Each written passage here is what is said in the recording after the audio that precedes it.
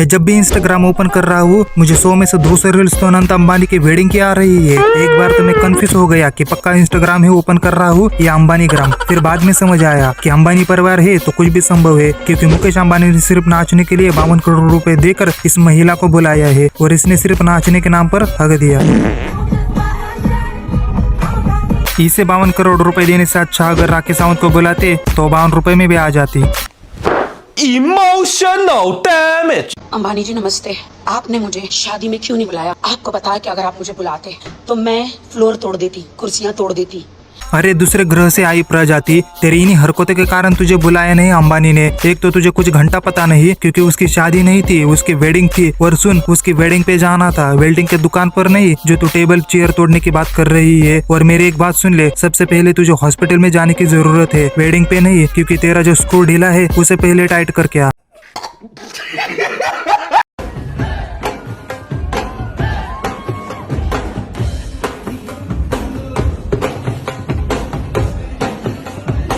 सल्लू भाई को तो अंबानी परिवार ने खिलौना समझ कर रखा है। कभी कोई कंधे पे उठा के नचा रहा है तो कभी कोई बैकग्राउंड में डांस करने बोल रहा है। सल्लू भाई भी सोच रहे होंगे पूरी लाइफ में आज दूसरी बार गलती की इतनी बड़ी, पहली वाली तो सबको पता है। और सल्लू भाई और एक बात सोच रहे होंगे अंबानी परिवार के बारे में कि सालों मुझे फुटपाथ पे मिलो फिर बताता हूँ तुमको।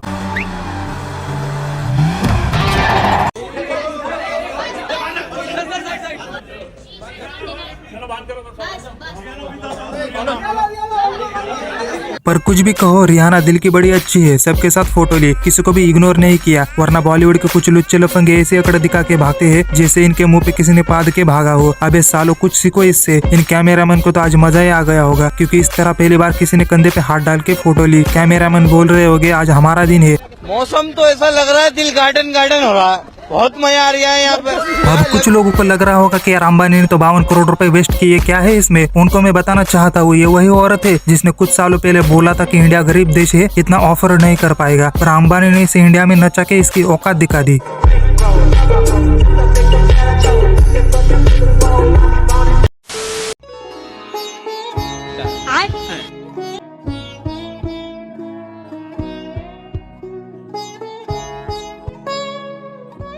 भाई तू किस चीज की एक्सरसाइज कर रहा है? मुझे तेरे इरादे सही नहीं लग रहे। ऐसे एक्सरसाइज करेगा तो बॉडी बनेगी नहीं, सीधा घटेगी। तुझे देखकर लगता है तू वही शुक्राणु है जो गुब्बारा फट के धरती पे जबरदस्ती आया है। और ऐसे हरकतें जिम में जाकर मत करना, वरना वहाँ के लोग तुझे प्रोटीन के खाली डब्बे में डाल के फेंक देंगे।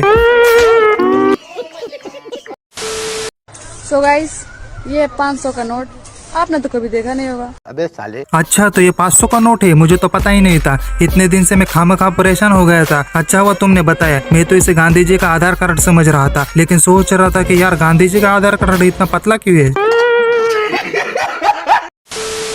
अब ऐसे बच्चे भी नहीं रहते हैं, क्योंकि घंटा हमको चमकाएगा और कभी हाथ तो सही इंदौर से जीवन भर पछताएगा।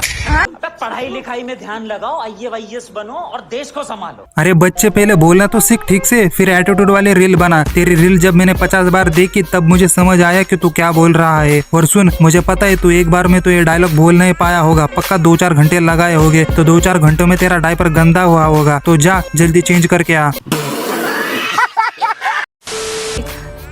इनकी डाली पे कभी फूल नहीं खिलता। क्या मतलब? चुप, बोलने दो मुझे। आपके छोटे भाई का पप्पू खानदान साला। इनका जॉनी कभी सिंस ही नहीं करता। रणवीर सिंह ने कॉलैब तो देखो किसके साथ किया है। अब जिनको पता नहीं ये कौन है वो जाकर पोगो देखो, और जिनको पता है इसका नाम तो कमेंट में मुझे जरूर बताना। और ये किस चीज की एडवर्टाइज है भाई, कोई मुझे भी बता दो। एडवर्टाइज के लिए यही इंसान मिला था क्या ठरकियो? मैंने इन्हें कितनी बार बोला कि बोल्ड केयर लिया करो ताकि इन्हें बेडरूम में कोई प्रॉब्लम नहीं हो।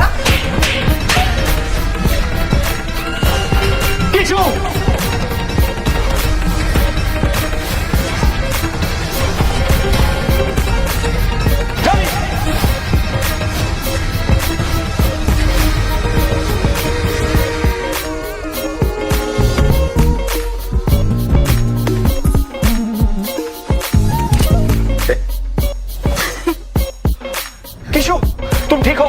नहीं, मैं बहुत ठीक हूँ।